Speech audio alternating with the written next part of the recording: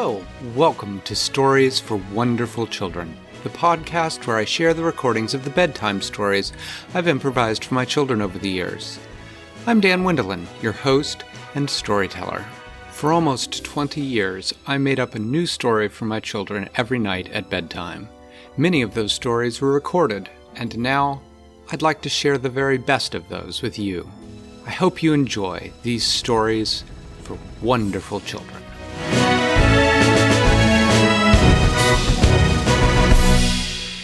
Once upon a time, there was a boy named Harold. Harold lived in a family where everyone loved each other very much. They were all very kind to each other.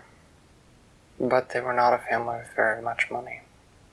They lived in a very small house, and Harold and his two brothers all had to share one bed in a bedroom, which was okay during the winter because they could huddle together for warmth at night, but was less fun during the summer when they really would have liked a bigger bed to spread out on. They had enough food to eat, but there was never a lot of it, and there was never a lot of variety. It was very simple food. His mommy and his daddy both worked very hard while he was in school, and his mommy came home not long after he got out of school. One day while Harold was walking back from school, he walked past the 5 and dime store, which was a store where everything was 5 cents or 10 cents. And as he was walking past the 5 and dime store, he saw a new soccer ball that he very much wanted. He did not actually have a soccer ball of his own, although he had played soccer with friends when they brought their balls, and he loved soccer. He stood there staring at it through the window, thinking about the fact that he would love to have a soccer ball of his own so he could practice kicking it around or play it with his brothers. But he also knew that there was no way his family could afford an extra 10 cents for a soccer ball, because 10 cents was about what they spent to feed the whole family for dinner, maybe a little less. And so he was sad as he walked the rest of the way home, kicking through the rustling fall leaves. And as he was on his way home, he passed a neighbor that lived in the next block over, where the houses tended to be much bigger and had very nice trees out front. But every fall, those nice trees turned yellow and brown and gold and orange and red, and they dropped their leaves all over the grass of their lawns. The people came out and raked. One gentleman, and Mr. Bodger, was standing out front, raking his leaves and looking tired. Harold walked by and said, "Enjoying the raking, Mr. Bodger?"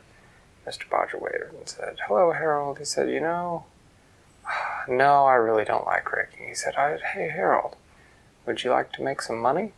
And Harold said, "Sure." "Doing what?" Mr. Bodger said, "If you'll rake up all these leaves in the yard, I'll pay you a penny." And Harold said, "Okay." And he raked up the leaves. It took him about 30 minutes or so, maybe 40. But his mom didn't usually get home until a little while after he got home from school. His brothers were both older than he was, so they were just fine at home without him. So he raked up the leaves, and Mr. Bodger gave him a penny. And Harold realized, I only need 9 more of these, and I can buy my soccer ball. He hasn't even gone in and checked whether it's 5 or 10. Well, there was a sign in the window. It was 10 cents. And Harold, after he had finished, Mr. Bodger looked over the yard and said, "You did a good job, Harold," and he gave him his penny. And Harold said, "Do you know anybody else who might like their leaves raked, Mr. Bodger? Because I'd love to make some money. I'm trying to buy a soccer ball." And Mr. Bodger said, "I don't know, Harold. You can always look and see whose yard needs raking and ask him." "I don't have a rake," said Harold. "That's not a problem," said Mr. Bodger. "Most people own a rake, and I tell you what, if somebody doesn't own a rake, I'll let you borrow this one as long as you bring it back." So Harold first went home, and he had to finish his homework, because that was always the rule in their house. His mom and his dad wanted him to finish his homework, because they wanted him to do well in school and learn lots, because they wanted him to be able to get a better job than they had, because neither of them had finished school. So he finished his homework, And then he had some time before dinner, so he asked his mom if he could go out for a while.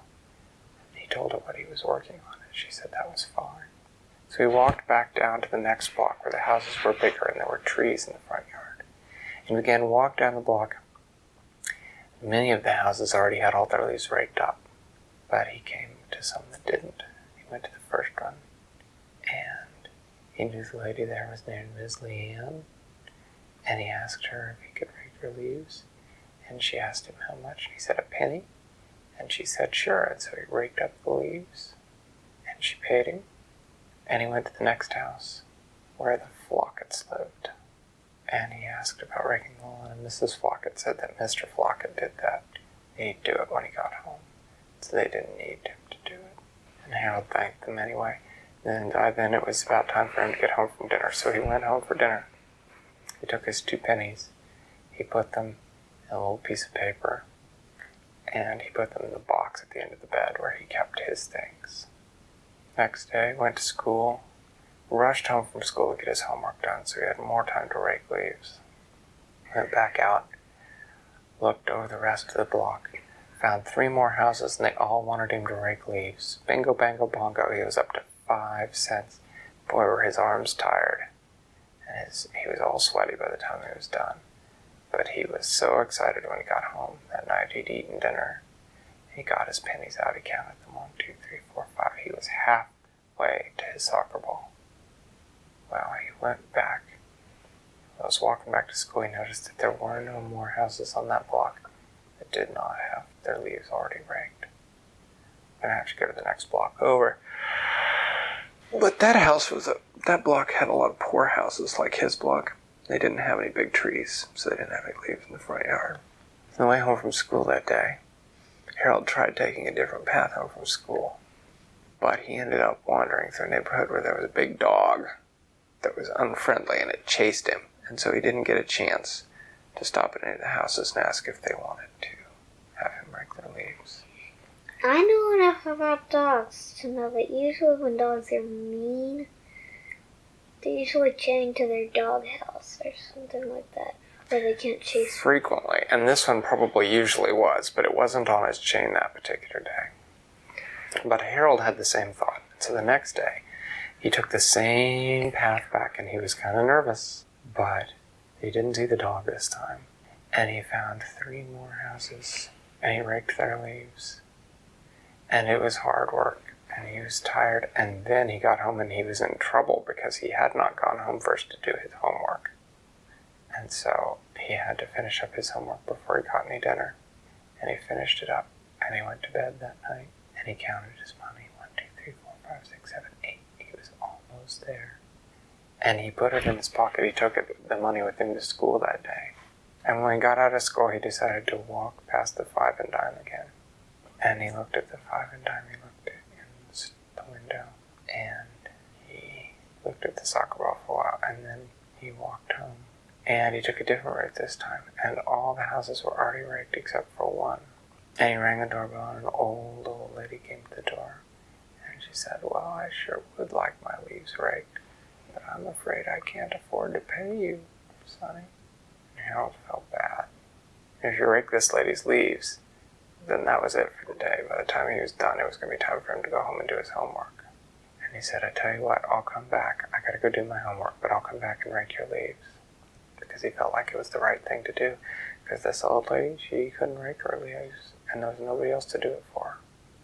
And so he went home, he finished his homework, and then he raced back. And he got the rake, and he raked her leaves. And he was almost done when the rake hit something in the grass. And he thought she must have a rock in her grass. And he went to look what it was. And he bent down, and it was indeed a rock. It was a rock about this big, about that big. And it was shiny. And it was sort of gold-colored. And Harold thought that that was very peculiar. He had heard of rocks called fool's gold that looked like gold, but weren't. And he figured that's what this must be, but he thought it was pretty anyway. So he put it in his pocket. He finished raking up her leaves, and he left. He asked her if she knew what the rock was, and she said no, she didn't know what it was, but that he could keep it since she couldn't afford to pay him. Specifically, it can be called two things: fool's gold and iron pyrite. Oh my goodness, you are very absolutely correct. I had no idea you knew such things. That's very good. So the next day after school, he was curious. So he had his pennies with him. He had his shiny rock with him that he showed to some of his friends. And after school, he decided to go to the jeweler's because it was on his way home. It was right across the street from the Five and Dime. And he took his rock in it, and he put it on the counter, and he asked the jeweler, he said, "What is this?" And the jeweler picked it up, and he looked at it, and he got out his little monocle, and he looked at it, and then he picked it up, and he bit it. And he said, "Well, that's a gold nugget, son. Where'd you get that?" And Harold's mouth dropped open. He said, "You mean it's not fool's gold?" And the jeweler said, "No, that's real gold." And Harold said, "Whoa, wow." And the jeweler said, "Would you like to sell it to me?" And Harold said, "Sure. How much will you pay me for it?" And the jeweler said, "Well, I have to weigh it." So he went and he got his scale, and he weighed it. And he said, "Well, it's not very big, but I could give you $25. Harold thought he was going to stop breathing. $25? That would feed his family for years. Heck, that would buy a new bike. Forget about the soccer ball. So he said, "Sold." And the man gave him the money. The first thing Harold did was he went across and he bought his soccer ball. And then he went home and he told his mommy what he had gotten. And she said that they were going to put that money in the bank. Well, he said, "Well, we can put the other $24 in, but we're going to take 90 cents and we are going to go have some good food." And they had a big dinner that night with all sorts of different food. And everybody ate until their tummies were full.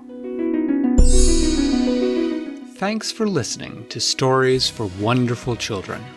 I created today's story, but heckling and clever commentary were supplied by my children. The theme music was created by Brandon Thompson, and the logo was designed by Silas Wendelin. If you know someone who might enjoy the stories, please tell them about the show. Our website is storiesforwonderfulchildren.com, and preview snippets are posted to most social media. I'm Dan Wendelin, reminding you to tell someone you love a story.